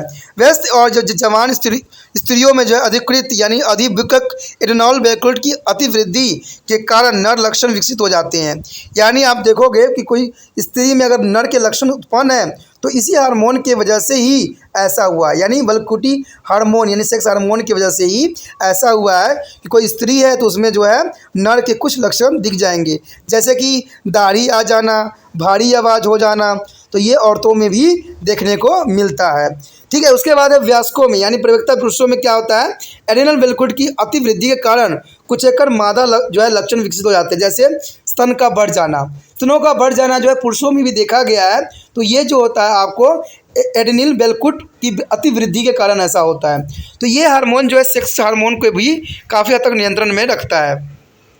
उसके पास है मिनरलोकॉर्टिकॉइड्स, ये उदाहरण के लिए हम एस्ट्रोस्टेरोन भी कहते हैं यानी एल्डोस्टेरोन भी कहते हैं। इस हार्मोन का संबंध शरीर में जल को बनाए रखने में से है। ये हार्मोन जो है यानी किडनी में सोडियम और क्लोराइड आयनों के पुण्य अवशोषित कर बढ़ा देता है और रुधिर आयतन और रुधिर दाब को बढ़ाने में एस्ट्रोस्टेरोन की भूमिका अत्यंत महत्वपूर्ण रहता है। उसके पश्चात हमारे समझ जो है 6 पॉइंट है जिसको हम पैंक्रिस के बारे में जानते हैं। पैंक्रिस ग्लैंड तो आपको पता ही है कि अत्यंत महत्वपूर्ण ये है। कहते हैं अग्नाशय अंतःस्वेदी ग्रंथि के साथ ही साथ वह श्वेत ग्रंथि भी है। इसमें कोशिकाओं के विशिष्ट समूह होते हैं जिन्हें हम हैंगरहैम्स की द्वीप भी कहते हैं। इसमें 3 प्रकार की कोशिका होती है। एक अल्फा कोशिका होती है जो ग्लूकोगान उत्पन्न करती है। बीटा कोशिका जो होती है, बी सेल जो होती है जो इंसुलिन उत्पन्न करता है, और गामा जो कोशिका होती है यानी गामा सेल जो होती है जो है इसमें सेमोट्रोस्ट्रीन उत्पन्न करती है। ठीक है, तो सबसे पहले तो हमारा यहाँ पर आता है ग्लूकोगॉन। ग्लूकोगॉन जो है कृति में ग्लूकोजेन में ग्लूकोज में विघटन को उद्दीपित करता है जिससे रुधिर में शर्करा का स्तर बढ़ जाता है, यानी जो है ग्लूकोज के स्तर काफ़ी बढ़ जाते हैं। कहते हैं इंसुलिन ये 2 प्रमुख कार्य होता है। ये शरीर की कोशिकाओं का जो है ग्लूकोज के उपयोग को बढ़ावा देता है, और दूसरा इंसुलिन जो होता है ये रुधिर में अतिरिक्त ग्लूकोज को यकृत के भीतर ग्लूकोजेन के रूप में विक्षेपित उद्दीपित कर देता है। तो इंसुलिन की जो है बहुत महत्वपूर्ण कार्य करता है।